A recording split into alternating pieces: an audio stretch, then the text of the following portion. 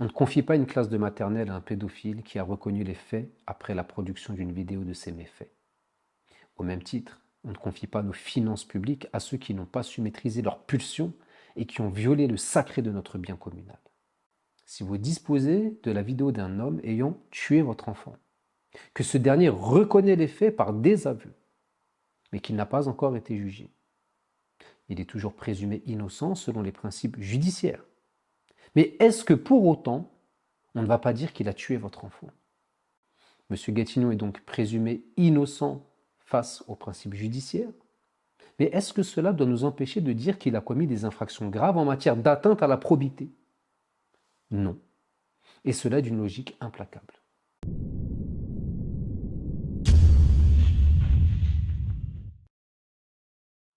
Bonjour à tous. Récemment, vous avez reçu dans vos boîtes aux lettres ce document qui rappelle le constat définitif de la Chambre régionale des comptes concernant la gestion financière illégale et irrégulière des deux Stéphane, Gatignon et Blanchet, avec des membres de leurs équipes.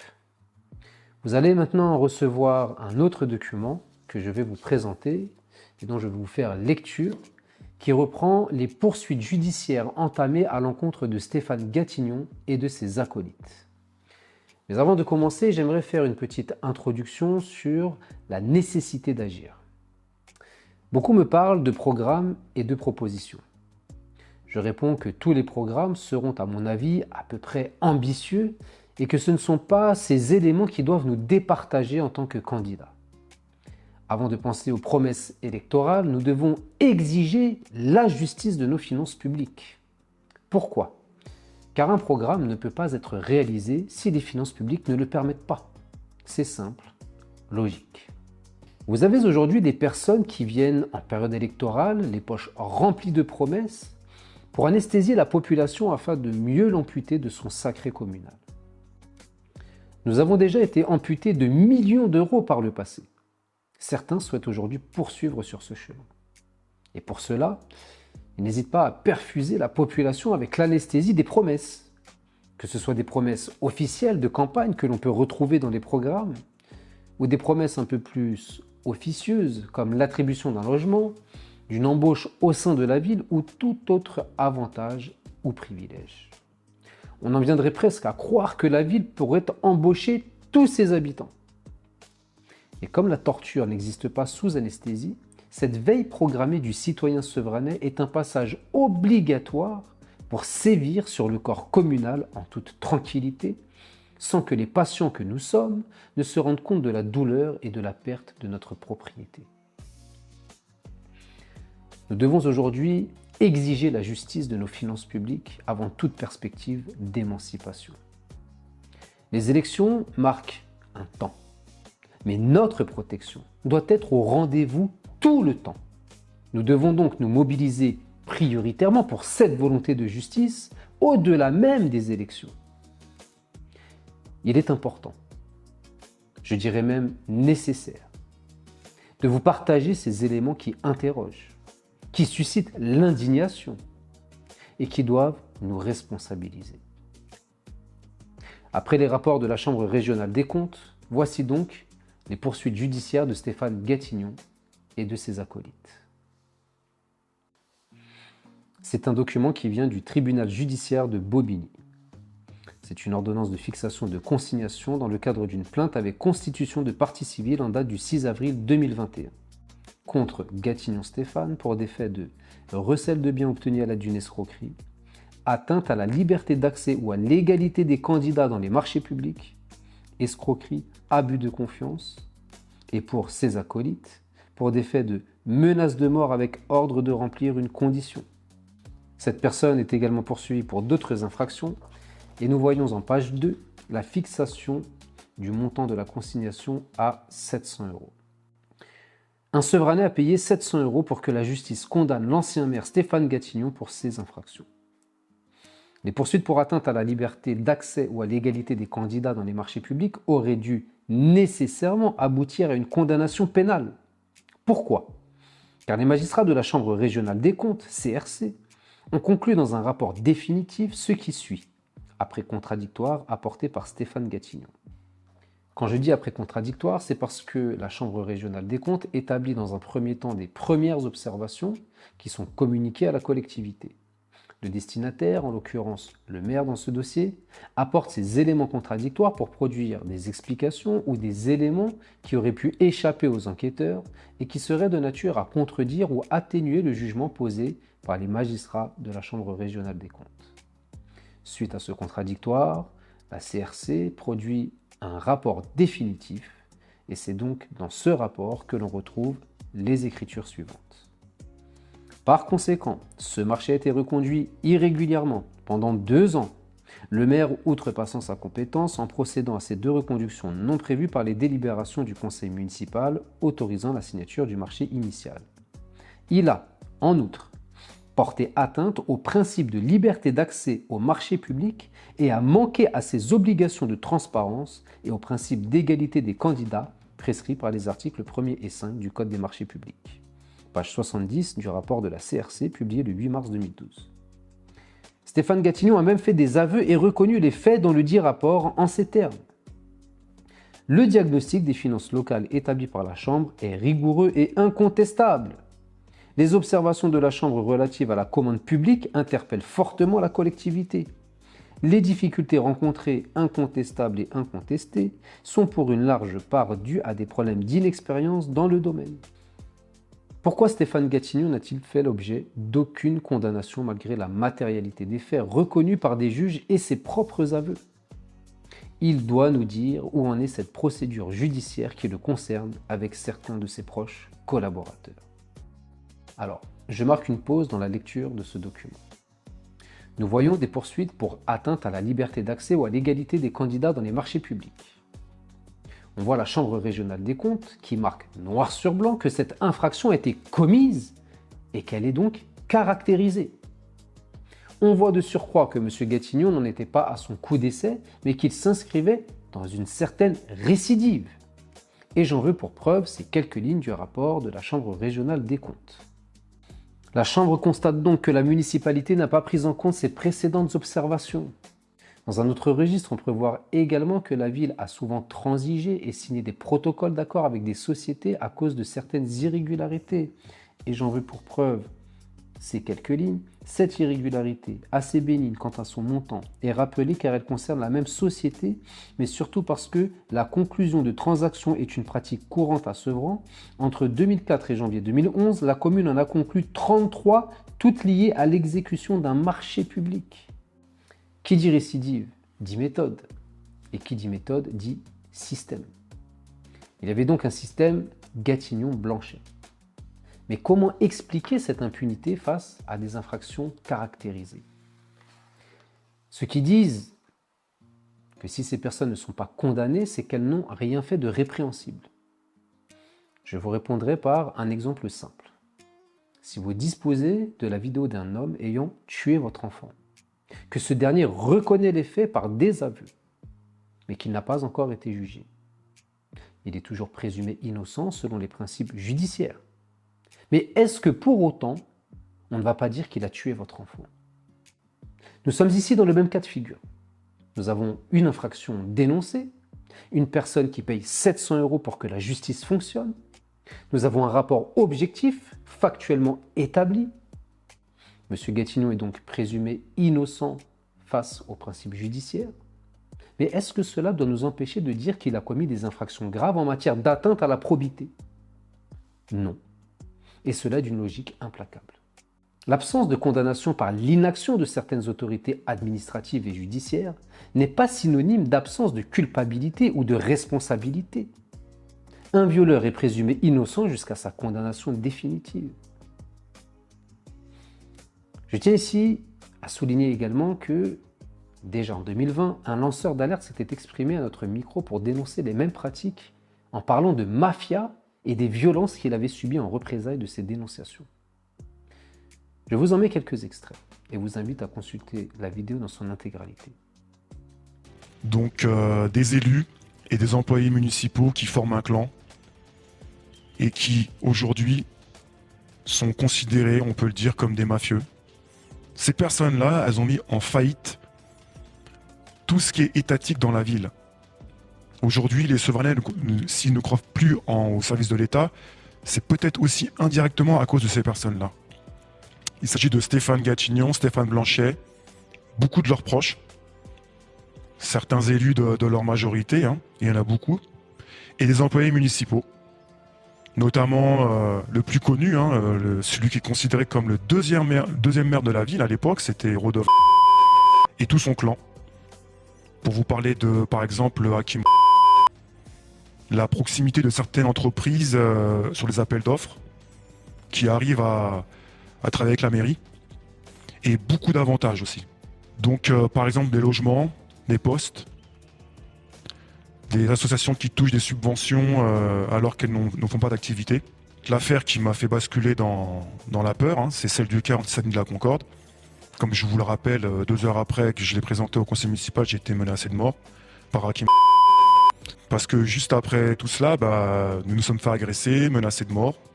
Agressé physiquement? Agressé physiquement, oui. J'ai déposé plainte et pour vous dire qu'ils ont même volé mon vélo en face du commissariat. Tellement qu'ils se sentent puissants. Elles se sont réitérées jusqu'à maintenant, en 2019, nous sommes menacés. La dernière histoire qui s'est déroulée, elle s'est déroulée par rapport à l'affaire du gymnase. Des individus armés sont venus pour menacer des journalistes d'investigation qui font partie d'une cellule. Donc c'est que vraiment, il y a une très forte impunité dans cette ville. Oui, depuis le préfet Lambert, tous les préfets ont été alertés plusieurs fois. Que vous répondent ces préfets? Ils nous répondent qu'ils ont bien eu connaissance de nos courriers, mais pour l'instant, le mal continue. La preuve, c'est qu'on se fait encore agresser en toute impunité par les mêmes agresseurs depuis des années, qui eux revendiquent justement la protection étatique. Donc je ne sais pas qui croire. Est-ce que c'est vraiment vrai que nos agresseurs sont protégés par la préfecture, par les ministères ou... J'ai une seule certitude, c'est que je sais qu'ils sont protégés par les élus sevranais, parce que même les élus sevranais me menacent. Ça touche aussi votre famille? Oui, hélas. C'est pour vous dire que ces gens-là, ils sont vraiment odieux.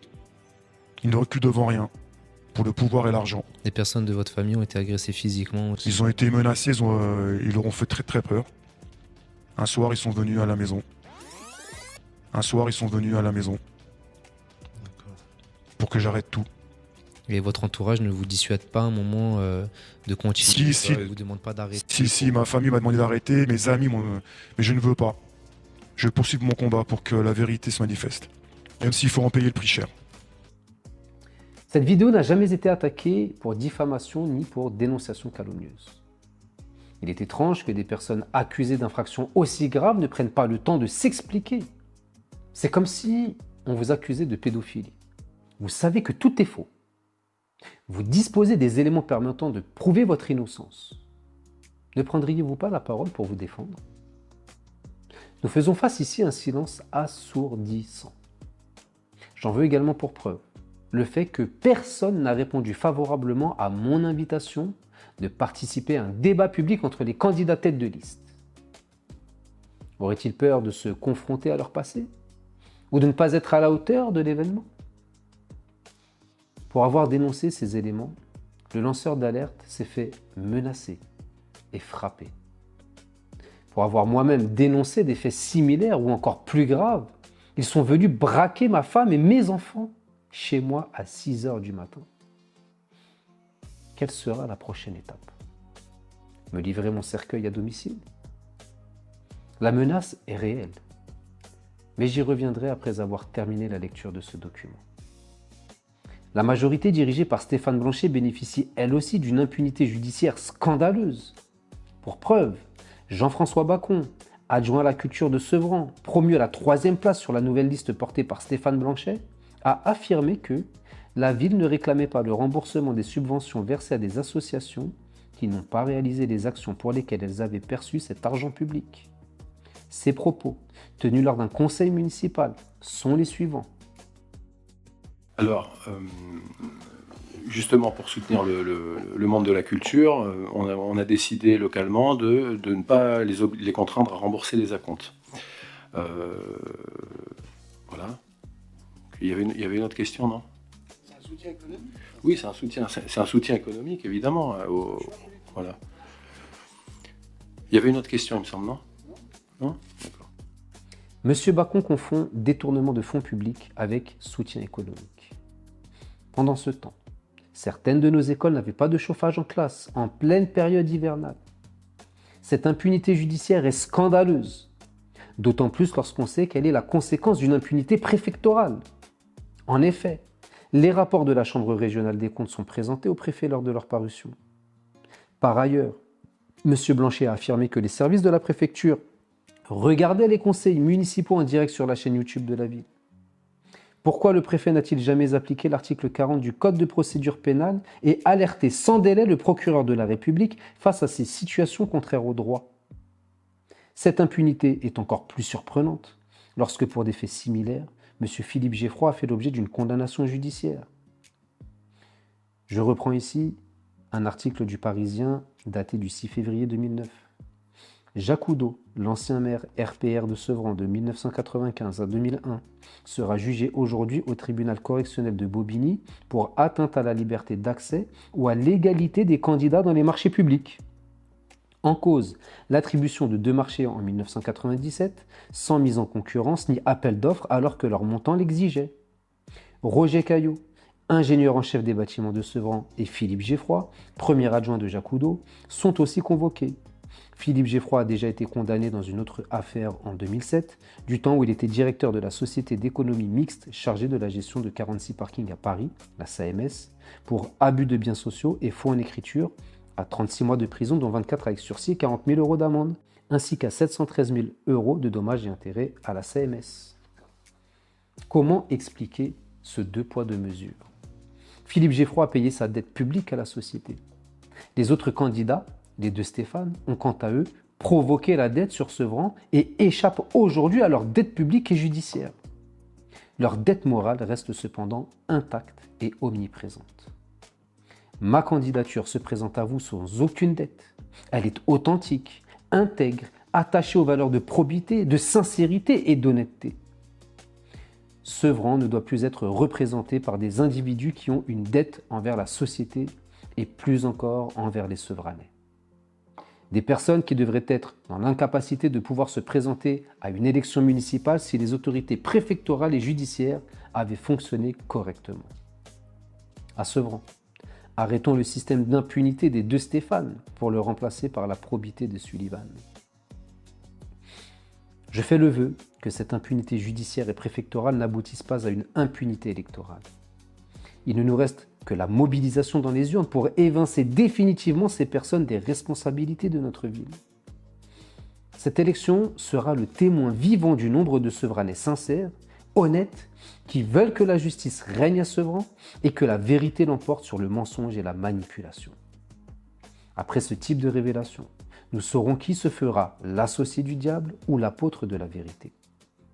Je suis convaincu que les Sevranais, dans leur majorité, aiment qu'on les respecte et qu'on prenne soin de leurs deniers publics. Lorsqu'un simple citoyen se trompe d'1 centime sur sa déclaration d'impôt, l'État sait où venir le trouver dans l'immédiat. Il s'agit là de dizaines de millions d'euros en toute impunité, avec l'audace de demander aux Sevranais de leur faire de nouveau confiance. Ce devoir de mémoire collective s'impose à nous. Nous ne pouvons confier l'avenir de notre ville à ceux qui, par le passé, ont dilapidé nos finances publiques en toute impunité. Tout cet argent qui n'aura pas servi à la protection de nos parents et à l'évolution de nos enfants. Comment osent-ils prétendre, une nouvelle fois, à la première magistrature de notre ville? Nous ne les laisserons pas faire. Je compte sur votre mobilisation, votre dévoué Sullivan Juice. Voici donc pour cette lecture. Sevranaise, Sevranais. Nous devons refuser d'être les victimes de leur machiavélisme et de leur manipulation. Certains croient encore aux belles promesses de ceux qui ont dilapidé l'argent de notre ville. On ne confie pas une classe de maternelle à un pédophile qui a reconnu les faits après la production d'une vidéo de ses méfaits. Au même titre, on ne confie pas nos finances publiques à ceux qui n'ont pas su maîtriser leurs pulsions et qui ont violé le sacré de notre bien communal. Imaginez, des personnes affirment s'être fait menacer de mort par des collaborateurs de M. Gatineau. M. Blanchet, à la suite de la démission de M. Gatineau, a pris la relève en menaçant de mettre une mère et ses 4 enfants à la rue, avec tous les dangers que cela comporte pour des nourrissons. Ce n'est que notre intervention qui a pu empêcher le pire. Mais il a quand même livré à la rue plusieurs personnes pourtant en situation de précarité sociale. M. Blanchet a également tenté de me faire taire par la censure de mes tribunes et les coupures répétées de mon micro au sein du conseil municipal. Mais le droit a permis de rétablir le respect de l'égalité devant la loi. Je sais que je prends d'énormes risques à poursuivre sur le chemin de la vérité, celle qui dérange bien entendu. Mais si je ne le fais pas, accompagné de mes équipes, qui va le faire sur Sevran? Qui va permettre aux Sevranais d'avoir accès à la vérité qui les éclaire? Vous voyez bien que personne n'ose prendre la parole sur ce que je dénonce. Personne ne prend position. Personne ne critique le bilan de ses adversaires politiques. Aujourd'hui, j'ai besoin de votre présence pour optimiser ma protection. Plus nous serons nombreux, plus nous serons protégés et plus nos revendications légitimes seront entendues par les autorités. Vous voyez pourquoi les programmes des candidats ne sont que secondaires dans le cadre de cette élection municipale qui nous occupe. Je vois que les Sevranais le comprennent et je suis ravi de voir les rangs de la résistance se renforcer jour après jour.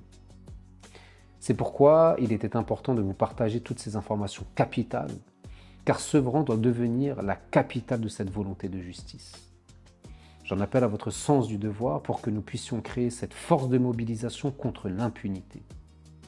J'en appelle à votre responsabilité pour libérer Sevran du joug de toutes ces personnes qui ont affaibli Sevran, qui ont meurtri notre ville, qui ont parfois même abandonné les Sevranais à leur triste sort après les avoir dépouillés du sacré de leurs finances publiques. N'oubliez pas que les 15 et 22 mars sont des dates importantes. À nous d'en faire des dates historiques. À bientôt.